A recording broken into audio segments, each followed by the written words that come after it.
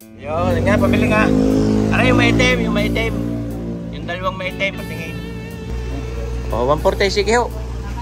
Tama na ho yan. Ayan ho, iin nyo lang.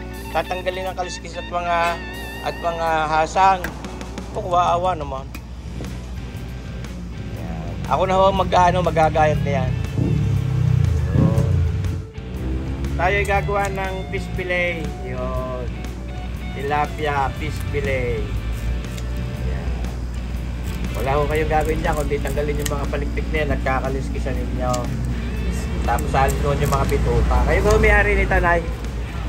Pwede ko makautang. Kuya, matagal ka nang hindi sa trabahong ito. Sa kasito? Ako yun ba? Pasenta ko ng kaliskisan. Oh, pula-pula ng hasang. Ating gagawin fish fillet, pambaon ni kabayang prete. Talaga namang pulang-pula. Ayaw. Kaya pahihugasan mo lang. Yan. Kasi nga pala yan. Aray, order na. Oo, order na po yung Shopee. Ba, nagkagat na lang yung kutsilyo. Ano kaya yung kutsilyo ni Aladdin? Magandang hugis eh.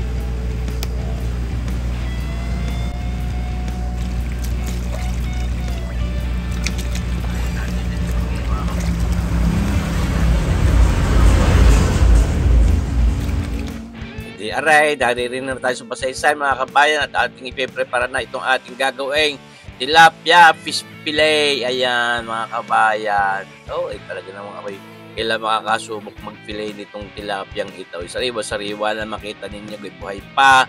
Ay ayos na ayaw. Say, naku, pwede pang ulam rin, pwede rin pulutan, duda ka. Oh. Ayan, pwede rin pambaaw ni kabayang prite, sa skull. Yan, ating tuyo-tuyo hindi lang papagayahan itong ating paper towel para pag ating pinili hindi messy. Ayan ho. Siyempre ating ihiwalay mo ng mga pinagpuluhang iyan. Ito yung ating pwedeng iprito din. Okay, gusto ninyo ipagpatisan, isaing ay po pwede. Pati yung mga matitirang pinagtilikan niyan. Ating tilapyang iyan. Oh, talaga namang wala manihibihira din makapagluto ng isdang talapya. Ano ba naman minsan pag mabibilhan ninyo hindi yung talagang minsan may lasang kakaiba. Areho sana hindi at talagang nakakalapan na minsan ang tilapia pag may parang lasang puti. Kaya alin na sila yung mga pinagtinikang iya, yung pinakabeling iyaan. Yan ho. At yung ngakakoy pwede naman natin yung magamit pa rin. Pwedeng iprito pa rin at pwede nating isaing. Ayan mga kabayan. At tagay natin mga pinagitna ang iyaw. Ayun, isasama pa rin natin daw. Kailangan lang natin ay dito mga parting dito. Ayan, how?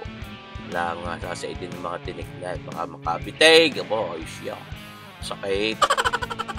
Sa totoo lang, talaga sabi ko siya, ngangailangan ko nakapag-prepara ng papagarnay. Dahil minsan na pag mabibili ko yung mga sa supermarket, yung mga fillet na ganyan, mga fish fillet, parang mas mainam pa gumawa na lang. Ano ang ginagamit ng isda doon yung mga cream dory na masyadong masambasa, masyadong makatas. Ayan ho. Kaya mga garne, mas firm ang laman nitong talapyang ito. Ay di ating masusubukan mga kabayan. Parang pwede na. Gatito lang yun. Parang naglalaway na agad, hilaw pa. Kita nyo yung pinagitnang iyan, yung mga pinagtatanggalan ho natin, yung mga pinagtinikang iyan. Atin ho yung pwedeng iprito pa rin at pwedeng isaing. Ayan, mga kabayan.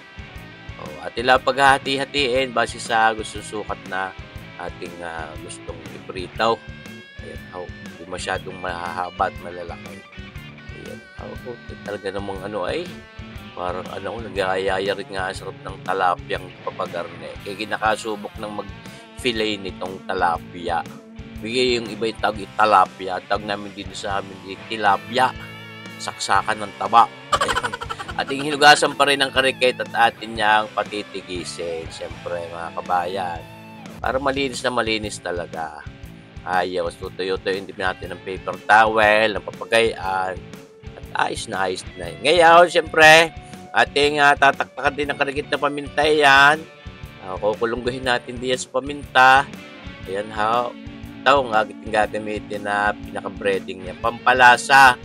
Yan may kanyang timpla na. Kaya siyempre, dati pa ihirapan pa ating sarili ay meron namang mabibili papagayaan.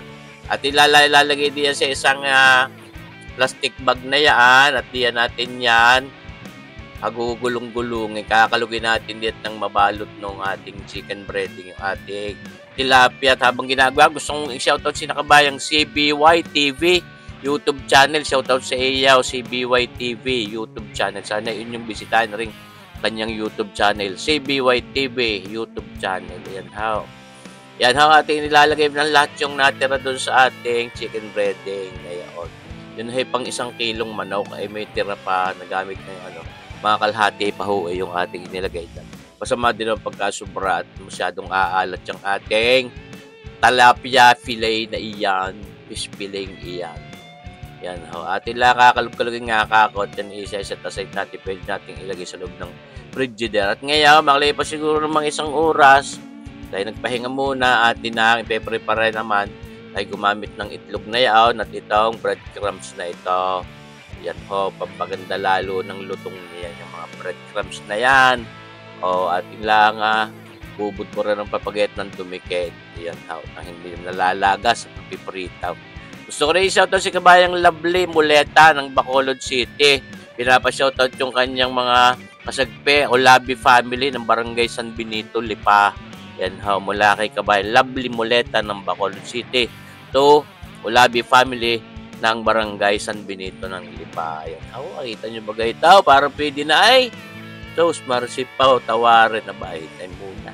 Atin munang ipiprito yan ng karikay. Siyempre, madali naman ho yung luto eh. Kaya yung sabi ko, madali din ho namang aring iprepara mga kabayat. Madali lang luto eh.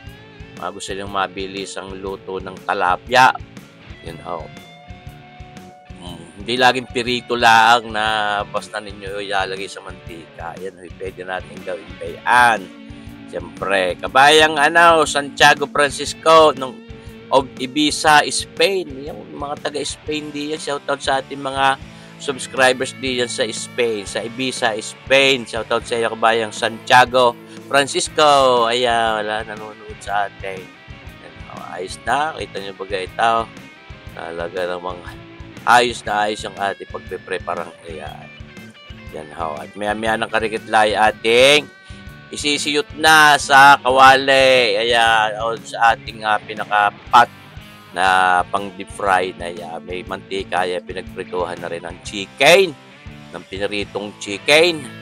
Piniritong manok ng chicken. Ayan ho. Piniritong manok na fried chicken. Ayun. Yung mantikang iya. Kaya masarap din pagprituhan yan mga kabayan.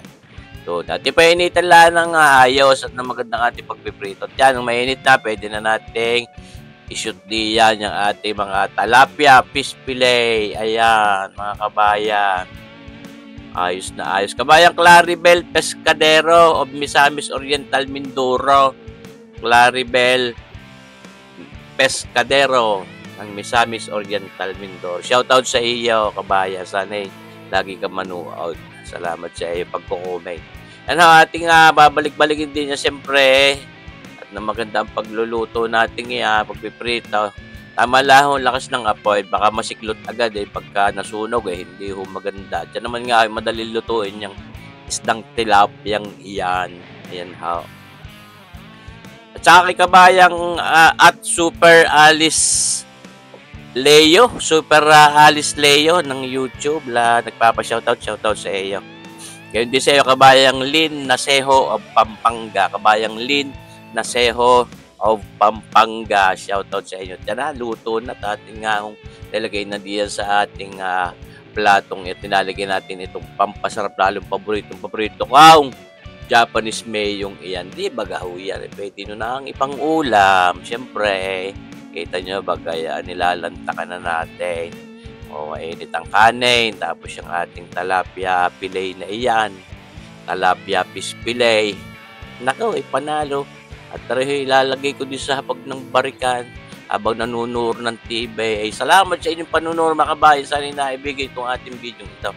Bago nyo pa rin ating mga susunod na videos. Mabuhay tayong lahat. God bless!